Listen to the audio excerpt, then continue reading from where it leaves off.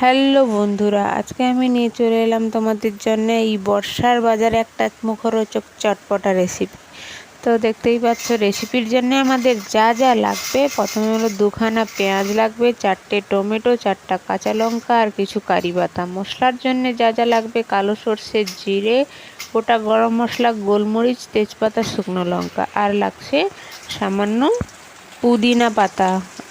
তেজপাতা, শুকনো লঙ্কা ফোড়ন লাগিয়ে, জিরে কালো সর্ষের ফোড়ন লাগিয়ে দিলাম। তারপরে দিয়ে দিলাম সামান্য চানা ডাল।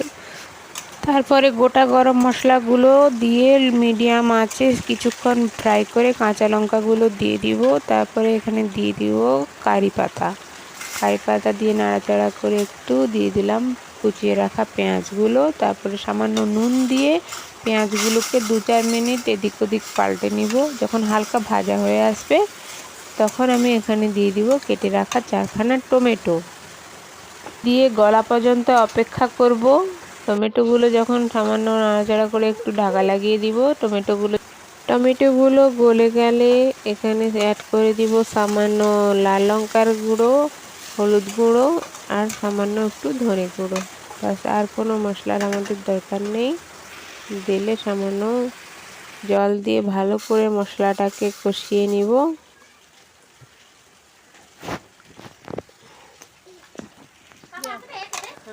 মশলাটা ভালো করে কষানো হয়ে গেলে তারপরে আমাদের আগে থেকে সেদ্ধ করে রাখা ভাত, মানে পুরোপুরি ভাতটা করবে না, একটু বাকি থাকবে ভাতটা নামিয়ে, কারণ পরে নাড়াচাড়া করে ভাপে বসালে এটা ভালোভাবে হবে আরও ঝরঝরে করে। তারপরে নামানোর আগে পুদিনা পাতা আর ঘি ছড়িয়ে দিলেই রেডি।